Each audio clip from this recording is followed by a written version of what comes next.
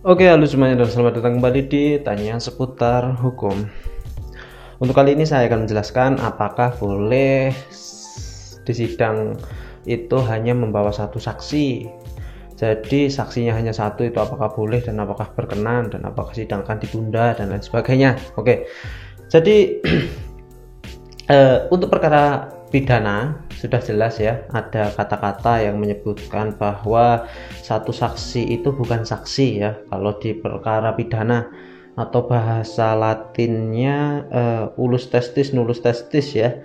Satu saksi itu bukan saksi kalau saksinya hanya satu, itu di perkara pidana. Sedangkan untuk perkara perdata, untuk jenis-jenis alat bukti sudah dijelaskan di pasal 164 HIR ya, di hukum acara perdata. Jadi apa saja yang bisa dijadikan alat bukti? Yang pertama ada alat bukti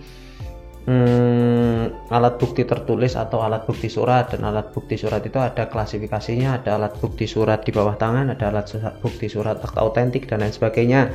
Yang selanjutnya ada bukti saksi, selanjutnya yang ketiga ada bukti persangkaan dan pengakuan, dan yang kelima ada sumpah ya. Dan untuk perkara perdata minimal yang harus disampaikan di dalam pembuktian itu ada dua, yaitu adanya bukti surat. Surat-surat itu ya surat-surat apa saja bisa dijadikan sebagai alat bukti, mungkin surat perjanjian atau surat lain sebagainya. Dan yang kedua adalah alat bukti saksi, karena biasanya juga dihadirkan saksi. Oleh karena itu apakah boleh saksi satu? Untuk form pengisian penghadiran saksi biasanya ada dua ya. Biasanya untuk pihak penggugat atau pemohon di perkara perdata di pengadilan agama atau pengadilan negeri, biasanya kalau hanya satu itu majelis hakim akan memeriksa keterangan dari pihak saksi satu saksi itu. Namun biasanya untuk pihak penggugat atau pemohon itu disarankan untuk membawa satu saksi lagi untuk sidang selanjutnya. Jadi biasanya kalau membawa hanya satu saksi itu boleh-boleh saja, tapi biasanya majelis hakim akan menyuruh untuk membawa saksi selanjutnya, karena untuk memperkuat keyakinan hakim dalam agenda pembuktian tersebut. Sedangkan kalau untuk perkara perceraian biasanya satu saksi aja biasanya boleh ya, kalau misalnya memang dalam keadaan terpaksa. Namun untuk bukti tertulisnya atau bukti suratnya diperkuat gitu biasanya.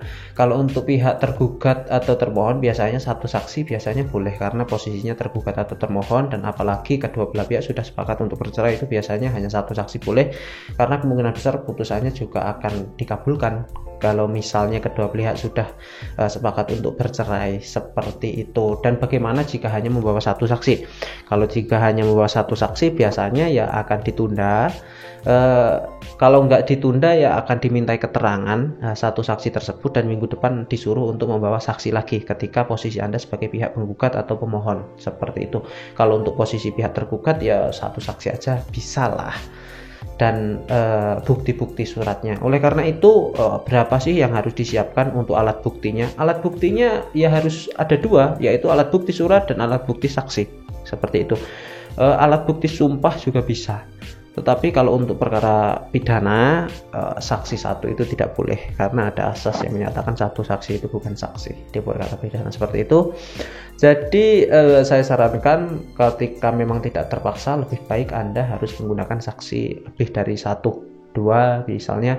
Bahkan kalau perkara-perkara perdata yang agak rumit, misalnya perkara mengenai tanah atau wan prestasi PMH, itu saksinya bahkan bisa sampai 5, 10 bisa dihadirkan terus oleh pihak pemohon. Bahkan para pihak itu meminta permohonan kepada hakim untuk memberikan saksi yang lebih lagi, akan saya hadirkan saksi seperti itu. Oke, seperti biasa itu saja pembahasan kali ini, apakah saksi hanya satu itu bisa. Dan